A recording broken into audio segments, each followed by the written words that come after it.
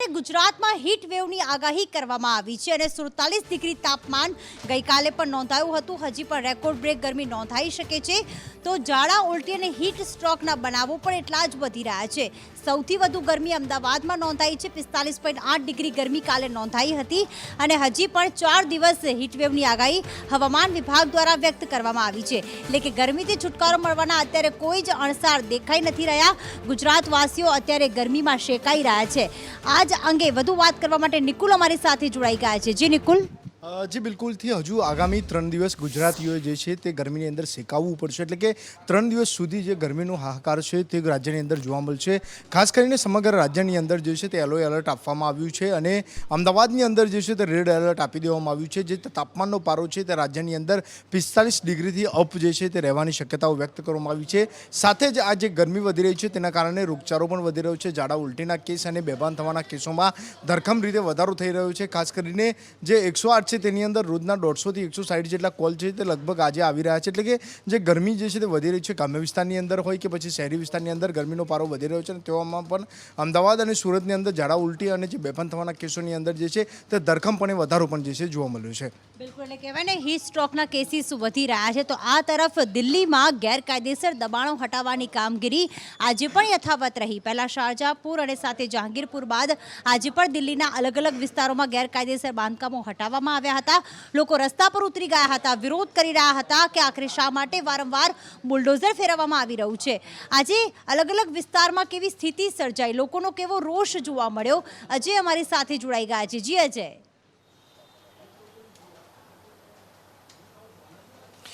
देखिए, निश्चित तौर पे दिल्ली में जो बुलडोजर अभियान चल रहा है उसके दूसरे चरण का आज चौथा दिन है और चौथे दिन में न सिर्फ रोहिणी में आज बुलडोजर चलाया जा रहा है बल्कि मदनपुर खादर जो कि हरियाणा के बॉर्डर से दिल्ली का सटा हुआ इलाका है और अमूमन हिंदी में खादर का मतलब ये होता है कि जो नदी की तलहटी है. तो यमुना यहाँ चूँकि नदी बहती है उसी की तलहटी में कई सारे घर बनाए गए हैं. मदनपुर खादर नाम का एक पूरा इलाका है जो इलीगल तरीके से बसाया गया है. हालांकि यहाँ पे बसने वाले लोग जो हैं पैसे से अपनी ज़मीनें खरीद करके उन्होंने पूरे अपने घर बनवाए हैं. लेकिन चूंकि ये इलीगल कंस्ट्रक्शन माना जाता है, अनऑथराइज कॉलोनी मानी जाती है, इसी के खिलाफ अभियान चलाया जा रहा है. लेकिन आज जैसे ही एमसीडी की टीम और जो दिल्ली पुलिस फोर्स है जब इस पूरे अभियान में लगी तो जो स्थानीय लोग हैं जब उनके घर टूटने लगे तो उनकी तरफ से विरोध प्रदर्शन किया गया. यहाँ तक कि जो एमसीडी के कर्मचारी हैं और जो दिल्ली पुलिस के कर्मचारी हैं उनके ऊपर पथराव भी किया. काफ़ी लंबे समय तक हंगामा हुआ. हालांकि कुछ इलाकों में जहाँ पे बुलडोजर नहीं पहुँच पाया वहाँ पर एमसीडी की तरफ से 5 मंजिला एक बिल्डिंग है जिसको हथौड़े से तोड़ा जा रहा है. और इसी तरह से कुछ ऐसे इलाके हैं जहाँ पे बुलडोजर चलाया गया है. लेकिन इस पूरे अभियान में आम पब्लिक और दिल्ली पुलिस और एमसीडी के कर्मचारियों में काफ़ी झड़प हुई है. हालांकि इस बीच जो ओखला के विधायक हैं अमनतुल्ला खान वो भी इसका विरोध करने के लिए पहुंचे थे तो उनको फिलहाल हिरासत में ले लिया गया है. બિલકુલ, એટલે કે આપના ધારાસભ્ય અમાનતુલ્લા ખાનની હાલમાં ધરપકડ કરી લેવામાં આવી છે અને સાથે લોકોનો રોષ છે અને લોકોનો રોષ મોંઘવારી સામે પણ છે. એટલા જ માટે કોંગ્રેસના કાર્યકર્તાઓ લોકોના પ્રશ્નો લઈને ક્યાંક અત્યારે વિરોધ નોંધાવી રહ્યા છે. મધ્યપ્રદેશમાં આજે એ જ સ્થિતિ સર્જાઈ. ગેસ સિલિન્ડરના ભાવ વધી રહ્યા છે, આ બાજુ શાકભાજીના ભાવ વધી રહ્યા છે, પેટ્રોલ ડીઝલના ભાવ આસમાને પહોંચી ગયા છે અને હજી પણ મોંઘવારી ઘટવાનું નામ નથી લઈ રહી. અને એ જ મુદ્દે આજે મોંઘવારી સામે કોંગ્રેસ દ્વારા જ્યારે વિરોધ પ્રદર્શન કરવામાં આવ્યું હતું ત્યારે કેવી સ્થિતિ સર્જાઈ હતી. હિરેન અમારી સાથે જોડાઈ ગયા છે. જી હિરેન. તો દેશભરની અંદર જે પ્રકારે પેટ્રોલ ડીઝલ અને સાથે ગેસની બોટલમાં ભાવ વધારો થઈ રહ્યો છે, સીએનજી ગેસમાં પણ ભાવ વધારો છે અને એના કારણે તમામ ચીજ વસ્તુઓ છે તે શાકભાજી સહિતની મોંઘી થઈ રહી છે અને સીધો મોંઘવારીનો માર સામાન્ય જનતા પર પડે છે. આ મોંઘવારીના કારણે કોંગ્રેસ દ્વારા દેશભરની અંદર અલગ અલગ વિરોધ પ્રદર્શનના કાર્યક્રમો આપવામાં આવ્યા છે. ગુજરાતમાં અગાઉ જિલ્લા સ્તરે કાર્યક્રમો કરવામાં આવ્યા હતા. આજે મધ્યપ્રદેશમાં સરકાર સામે કોંગ્રેસ દ્વારા આ વિરોધ પ્રદર્શનનો કાર્યક્રમ હતો. મધ્યપ્રદેશમાં કોંગ્રેસના કાર્યકર્તાઓ મોટી સંખ્યામાં આ મોંઘવારીના સંદર્ભમાં વિરોધ કરતા હતા. જો કે પોલીસે આ ટોળાને વિખેરવા માટે વોટર કેનનનો ઉપયોગ કરવો પડ્યો હતો. પાણીનો મારો ચલાવી અને ત્યાંથી ટોળું વિખેરાય તે પ્રકારનો પ્રયાસ કર્યો હતો. મહત્વનું છે કે મધ્યપ્રદેશમાં પણ ઘણા લાંબા સમયથી ભારતીય જનતા પાર્ટીની સરકાર છે અને એટલા માટે જ કોંગ્રેસ દ્વારા રાજ્ય સરકાર સામે આ પ્રકારે મોંઘવારી ઘટાડો કરવા માટેની માંગણી સાથે અને મોંઘવારી પર અંકુશ રાખવામાં આવે, પેટ્રોલ ડીઝલના ભાવ છે તેની અંદર વેટ ઘટાડી અને તે પણ પેટ્રોલ ડીઝલ સસ્તું કરવામાં આવે એ પ્રકારની માંગણી સાથે વિરોધ પ્રદર્શન નોંધાવવામાં આવ્યું. બિલકુલ બિલકુલ. હવે વાત કરીએ ચીનની કે જ્યાં મોટી હવાઈ દુર્ઘટના બની હતી. લેન્ડિંગ સમયે એક પ્લેન લપસી પડ્યું હતું, આખરે યાત્રિકોને કેવું નુકસાન થયું છે ને એ પ્લેન ક્યાંથી ક્યાં જઈ રહ્યું હતું, આખી વિગતવાર માહિતી આપવા માટે ધવલ અમારી સાથે જોડાઈ ગયા છે. જી ધવલ.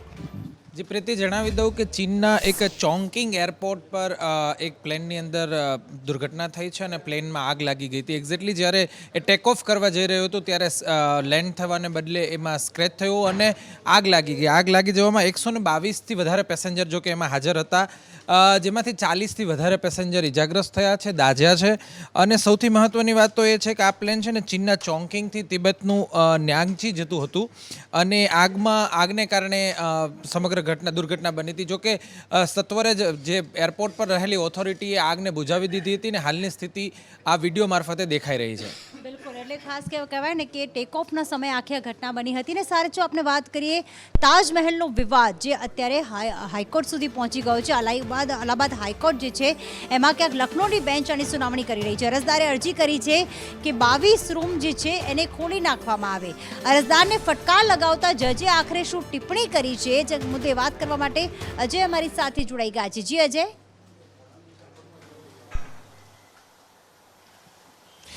देखिए, निश्चित तौर पे आज के दिन में उत्तर प्रदेश में 3 ऐसे ऐतिहासिक धरोहर हैं जिनको लेकर के कोर्ट में सुनवाई चल रही है. उसी में एक ताजमहल से जुड़ा हुआ मामला है जिसमें याचिकाकर्ता की तरफ से मांग की गई है कि ताजमहल के 22 कमरे ऐसे हैं जो कि हिंदू धार्मिक स्थानों से संबंधित हैं और जो इस बात को साबित करते हैं कि ताजमहल जो है कहीं न कहीं हिंदू विरासत के ऊपर या उसको तोड़ करके बनाया गया है. तो उन 22 कमरों को अगर खोला जाएगा तो उससे ये राज बाहर आ सकता है. इस पर कहीं न कहीं जो जज है वो काफ़ी नाराज हुए. उनकी तरफ से ये कहा गया कि क्या आपने अथॉरिटी से ये पूछने की कोशिश की कि 22 जो कमरे हैं वो क्यों नहीं खोले गए हैं. तब याचिकाकर्ता की तरफ से याचिकाकर्ता के वकील की तरफ से कहा गया कि सिक्योरिटी रीजन बताया गया है. तब जज की तरफ से कहा गया कि क्या इतनी इन्फॉर्मेशन आपके लिए काफ़ी नहीं है और क्या आप ये समझते हैं कि ये जो आपने याचिका डाली है उससे ताजमहल की हिस्ट्री को हम रीराइट करेंगे. और इस तरह की मनसा पे एक तरह से उन्होंने फटकार लगाते हुए ये भी कहा कि आपको रिसर्च करने की ज़रूरत है और आप जाइए किसी भी संस्थान में एडमिशन लीजिए, MA कीजिए, PhD कीजिए और जो अगर कोई आपको एडमिशन नहीं देता है या इस पर रिसर्च नहीं करने देता है तब आप अदालत आके आइए. और साथ ही साथ जज की तरफ से ये भी टिप्पणी की गई कि कल को आप चीफ जस्टिस के कमरे में या जजों के कमरे में जाने की डिमांड कर सकते हैं, तो ऐसे में क्या किया जाए. तो एक तरह से उन्होंने कहा कि इस तरह की याचिकाएं दायर करके आप याचिकाओं का मजाक मत बनाइए और जो इन्फॉर्मेशन है उसको प्रॉपर वे में लीजिए, इतिहास को इतिहास की तरह देखिए. બિલકુલ, એટલે કહેવાય ને કે ઇતિહાસની જેમ જ જોવો જોઈએ. અને કોર્ટે એ પણ કહ્યું, જજે એ પણ કહ્યું કે સમય કોર્ટનો અત્યારે વેડફાઈ રહ્યો છે. આવી બધી અરજીઓને લઈને બીજી પણ એક અરજી કરવામાં આવી છે. આજે અલ્હાબાદ હાઈકોર્ટમાં અન્ય પણ એક સુનાવણી થઈ હતી. મથુરા કૃષ્ણ મંદિર અંગે સુનાવણી જ્યારે થઈ ત્યારે આખરે એમાં શું અપડેટ આવ્યા છે, અંકિત વિગત આપશે. જી અંકિત. પ્રીતિ, દેશની ઐતિહાસિક જે ધરોહરો છે તે પછી મસ્જિદની વાત હોય કે મંદિરની વાત હોય તે છેલ્લા કેટલાક સમયથી અત્યારે વિવાદમાં જોવા મળી રહી છે. મથુરામાં જે કૃષ્ણ મંદિર છે તે લગભગ 13.37 એકરમાં ફેલાયેલું આ જે પરિસર છે અને આ પરિસરની અંદર એક ઈદગાહ પણ બનાવવામાં આવી છે. હવે અહીંયા જે કોર્ટમાં જે અરજી કરવામાં આવી હતી તે ઓલરેડી જે મથુરા કોર્ટ છે તેમાં આ મામલો ચાલી રહ્યો છે, જેની સુનાવણી જે છે તે 19મીએ આ મામલો જે ચુકાદો જે છે તે મથુરા કોર્ટ સંભળાવવાની છે. પરંતુ તેની પહેલાં અલ્હાબાદ હાઈકોર્ટમાં એ અરજી કરવામાં આવી છે કારણ કે જે અરજીકર્તા સામે વિરોધ પક્ષના જે લોકો છે તેઓ અહીં કોર્ટમાં હાજર નહોતા રહેતા ને તેના કારણે સુનાવણી વારંવાર ટળતી હતી. અલ્હાબાદ હાઈકોર્ટમાં એ મામલે અરજી કરવામાં આવી હતી કે આ મામલાની જે સુનાવણી છે તે દરરોજ થવી જોઈએ. હવે આ મામલામાં અલ્હાબાદ હાઈકોર્ટે આજે ચુકાદો આપતા કહ્યું છે કે આ સમગ્ર મામલો જે છે તે 4 મહિનામાં તે તમામ જે અરજીઓ છે આને લગતી તમામ જે અરજીઓ છે તેનો નિકાલ આવી જવો જોઈએ. હું આપને સમગ્ર મામલો જણાવ્યું તો મથુરામાં જે કૃષ્ણ મંદિર છે તે જ પરિસરમાં ઈદગાહ પણ આવેલી છે. હવે અરજી કરનારનું એવું કહેવું છે કે આ ઈદગાહ જે છે તે ઔરંગઝેબ દ્વારા તે મંદિરને તોડીને બનાવવામાં આવી છે, જેના કારણે જે ઈદગાહનો જે વિસ્તાર છે તે હવે મસ્જિદ તોડીને અથવા તો તોડ્યા વગર તે પરિસર જે છે તે તેમને મળી જવું જોઈએ. અને આ સમગ્ર મામલામાં અલ્હાબાદ હાઈકોર્ટે આજે ચુકાદો આપતા આ સમગ્ર મામલાનો નિકાલ 4 મહિનાની અંદર આવી જાય તેવું કરવા માટે આદેશ કર્યો છે. બિલકુલ, આ મામલાનો નિકાલ તો આ અરજીનો નિકાલ તો 4 મહિનામાં આવી જશે, પણ થોડીક વારમાં એક ચુકાદો પણ આવી શકે છે અને એ છે કાશી જ્ઞાનપીઠ મસ્જિદનો કે જ્યાં સર્વે કરવામાં આવી રહ્યું છે. માંગ કરવામાં આવી રહી છે કે સર્વે કમિશનરને હટાવવામાં આવે અને આ સર્વે પૂર્ણ કરવામાં આવે. દલીલો પૂર્ણ થઈ ચૂકી છે, થોડી વારમાં ચુકાદો આવી શકે છે. આજ અંગે વધુ અપડેટ ધવલ અમને આપશે. જી ધવલ.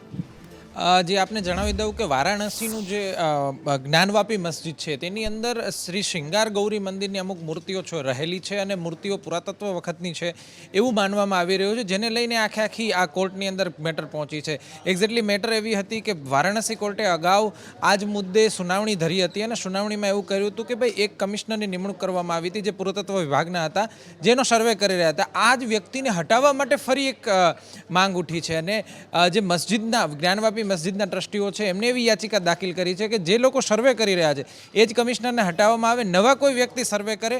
જો કે આ મુદ્દે સમગ્ર સુનાવણી ચાલી રહી છે, ચર્ચાઓ અને દલીલો પૂર્ણ થઈ ગઈ છે. હવે થોડી જ વારમાં આ મુદ્દે ચુકાદો પણ આવી શકે છે. બિલકુલ, થોડી વારમાં ચુકાદો આવશે, પરંતુ શ્રીલંકાના નવા વડાપ્રધાન કોણ બનશે, આખરે કોણ હશે, કયું નામ જાહેર કરવામાં આવ્યું છે? કારણ કે શ્રીલંકામાં જે કટોકટીભરી સ્થિતિ છે અને જે કર્ફ્યુ લાદવાની વાત કરવામાં આવી, રાષ્ટ્રપતિને હટાવવાની વાત કરી, વડાપ્રધાને તો રાજીનામું આપી દીધું, પરંતુ રાષ્ટ્રપતિએ કહ્યું છે, ગોટાબાએ કહ્યું છે કે હું રાજીનામું નહીં આપું. કોણ બન્યા છે નવા વડાપ્રધાન? આઝમ વિગતો આપશે. જી આઝમ.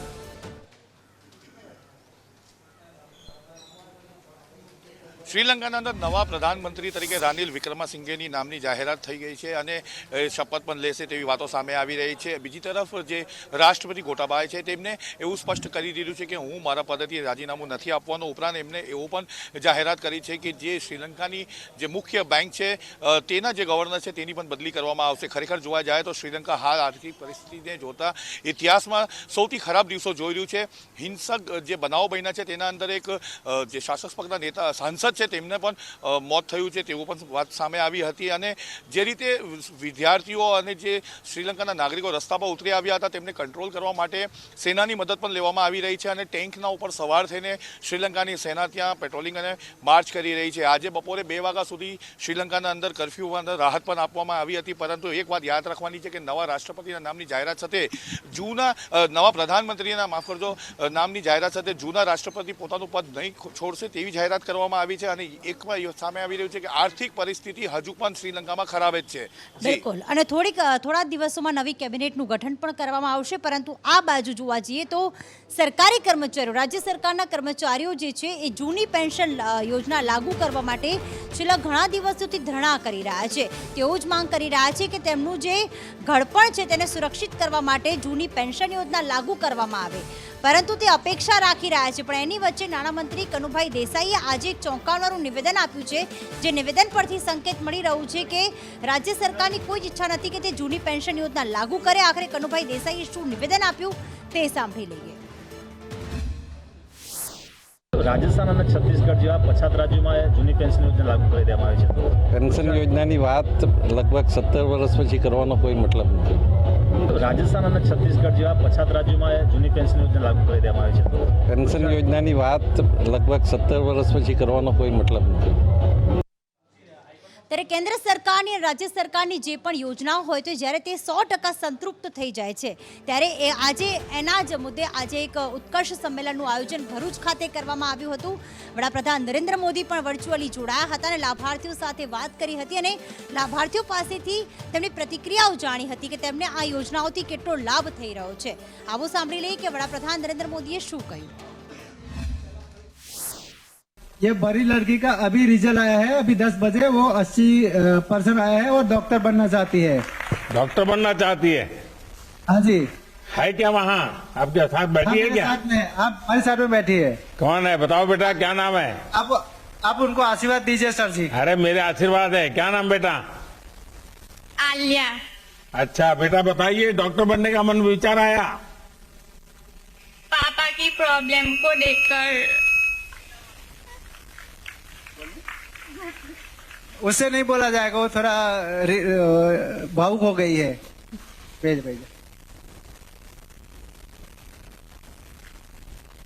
वो थोड़ा भावुक हो गए तो वो नहीं बोल सकेगी सर जी.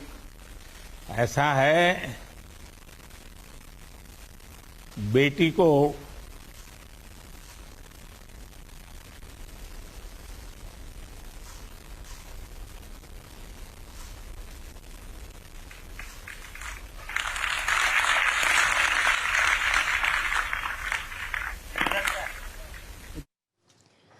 ત્યારે કાશી જ્ઞાનપીઠ મસ્જિદ મામલે હાલમાં કોર્ટે ચુકાદો આપી દીધો છે અને જે માંગ કરવામાં આવી હતી અરજીકર્તાઓ દ્વારા કે જે સર્વે કમિશનર છે તેને હટાવવામાં આવે, આખરે કોર્ટે શું ચુકાદો આપ્યો છે? વધુ અપડેટ સાથે ધવલ માકડિયા જોડાઈ ગયા છે. ધવલ, જે પ્રીતિ જણાવી દઉં કે વારાણસી કોર્ટની અંદર જે 2 કલાકથી વધારે સુધી દલીલો ચાલી ત્યારબાદ કોર્ટે એવો નિર્ણય લીધો છે કે જે યાચિકા કરતા એવું કીધું હતું કે આ કમિશનરને હટાવી દેવામાં આવે સર્વેમાંથી, પણ કોર્ટે કીધું છે કે ના, કમિશનર હટાવવામાં નહીં આવે, પણ 17 મે પહેલાં ફરીથી એનું રીસર્વેઇંગ કરાશે, એટલે ફરીથી સર્વે કરવામાં આવશે અને સર્વે બાદ નિર્ણય લેવાશે.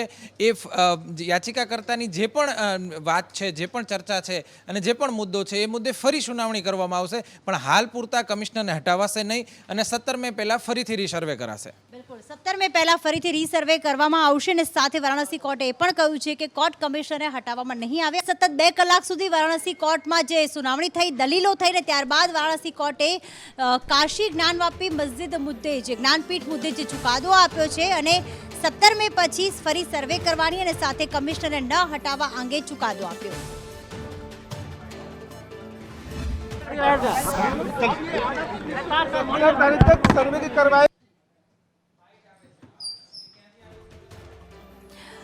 તો 17 મે પહેલા ફરીથી સર્વે થશે તેવી વાત કરવામાં આવી. જ્યારે સર્વે કરવા ટીમ અહીંયા પહોંચી હતી ત્યારે અરજીકર્તા દ્વારા વારાણસી કોર્ટના શરણે તેઓ ગયા હતા અને જે કોર્ટ કમિશનર છે, સર્વે કમિશનરને હટાવવાની વાત કરવામાં આવી હતી, પરંતુ અત્યારે કોર્ટે જે ચુકાદો આપ્યો છે કે કોર્ટ કમિશનર સાથે કોર્ટમાં 2 વકીલ પણ સામેલ થશે. और किसी कोई अगर हिला हवाली करता है, कमीशन कार्रवाई में अनुपस्थित रहता है तो भी कमीशन कार्रवाई होगी, और कमीशन कार्रवाई में यदि कोई विरोध करता है उस पर FIR दर्ज होगा, मुकदमे किए जाएंगे. हाँ, साथ में 2 अजय कुमार मिश्रा, विशाल सिंह. 17 मई तक रिपोर्ट दाखिल कर देनी है. यह अजय कुमार मिश्रा, विशाल सिंह डेट तय करेंगे. हर चीज के स्पेसिफिक आदेश की बात थी. हर चीज का अलग अलग उन्होंने आदेश कर दिया और सारा अधिकार जिलाधिकारी क्या है, सबको है क्या है दे दिया. ताला खोल करके, ताला तोड़ करके कमीशन कार्रवाई का आदेश मिल गया.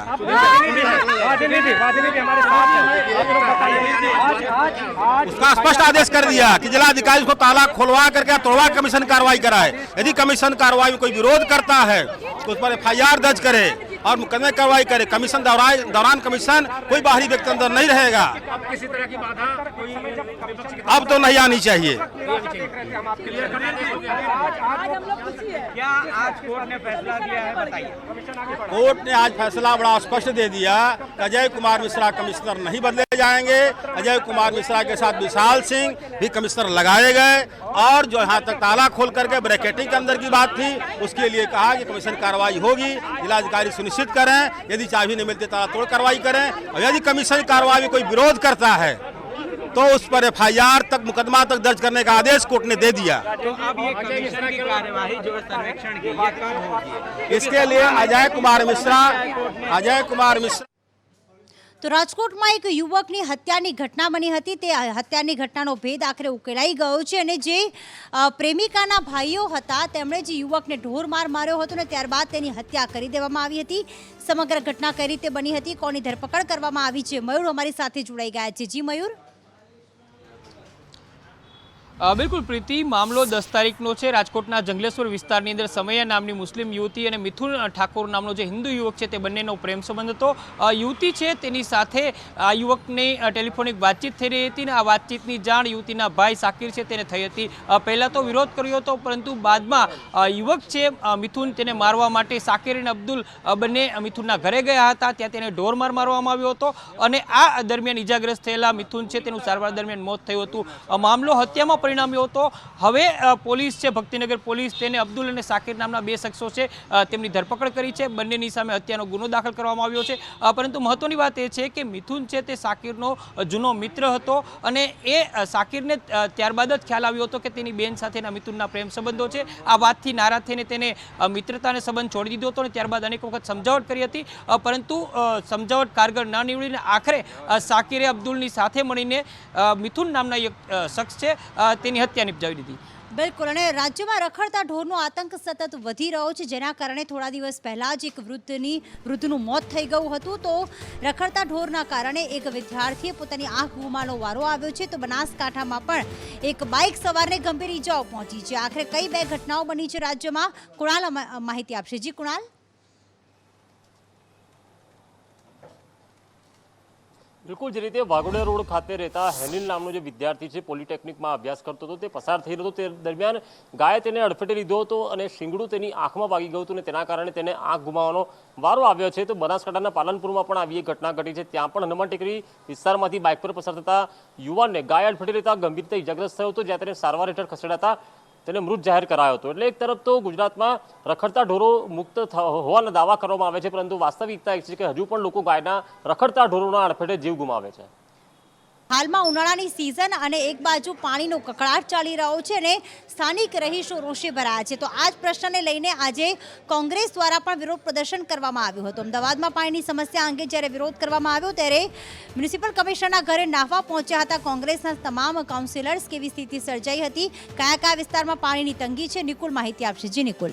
બિલકુલથી જે ઉનાળાની શરૂઆત થતાની સાથે જ અને જે ગરમી પડી રહી છે તેમાં પણ જે પાણીનો કકળાટ છે તે અત્યારે રાજ્યભરની અંદર જોવા મળી રહ્યો છે. તેમાં પણ ખાસ અમદાવાદની અંદર આ પાણી માટે જે પુકાર છે તે શહેરીજનો કરી રહ્યા છે, ત્યારે તેને લઈને આજે વિપક્ષે જે છે તે વિરોધ નોંધાવ્યો હતો અને મ્યુનિસિપાલિટી કમિશનરના ઘરે જે છે તે કોંગ્રેસના કેટલાક કાઉન્સિલરો જે છે તે નાહવા માટે પહોંચી ગયા હતા. જોકે ત્યાં પહોંચે તે પહેલાં તેમની પોલીસ દ્વારા જે છે તે અટકાયત કરી દેવામાં આવી હતી. વિપક્ષ નેતા પણ જે છે તે આ કાર્યક્રમની અંદર જોડાયા હતા.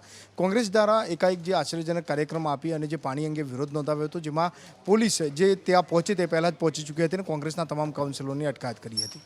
અને આજે તમામ વિદ્યાર્થીઓના આતુરતાનો અંત આવ્યો કે જ્યારે ધોરણ 12 સાયન્સ અને ગુજકેટનું પરિણામ જાહેર કરવામાં આવ્યું. શિક્ષણ મંત્રી જીતુ વાઘાણીએ આ પરિણામ જાહેર કર્યું હતું અને ઓવરઓલ પરિણામ 72.02% આવ્યું છે. તો ગુજકેટના મામલે સુરતની વિદ્યાર્થી પ્રથમ ક્રમે આવી છે. વિદ્યાર્થીઓમાં કેવો ઉત્સાહ જોવા મળ્યો, રાબિયા માહિતી આપશે. જી રાબિયા.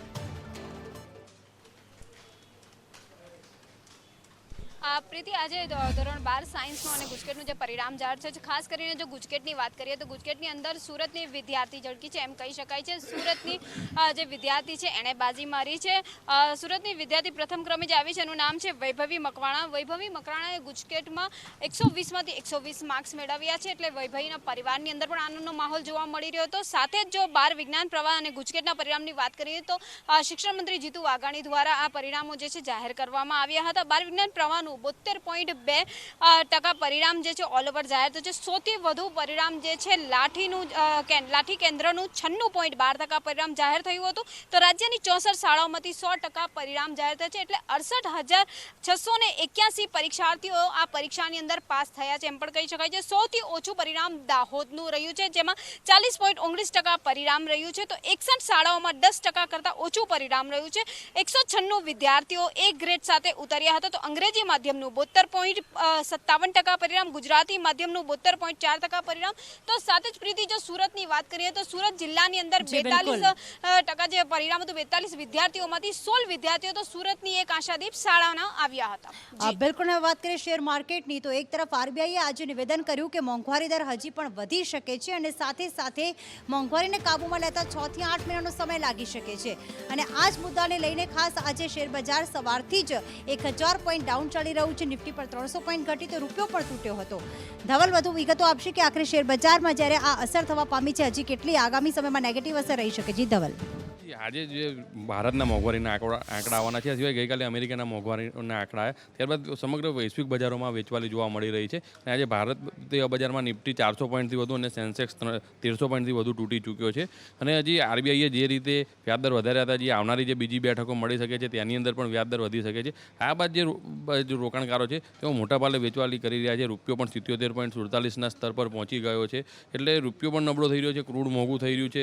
તે સિવાય આરબીઆઈએ કહ્યું છે તે પ્રમાણે મોંઘવારી હજુ વધી શકે છે. આ સમગ્ર ઘટનાઓને લઈને હાલમાં જે મોટા સ્ટોક છે તેની અંદર પણ મોટા પાયે વેચવાલી જોવા મળી રહી છે અને આને કારણે સતત શેરબજારમાં ઘટાડો જોવા મળી રહ્યો છે.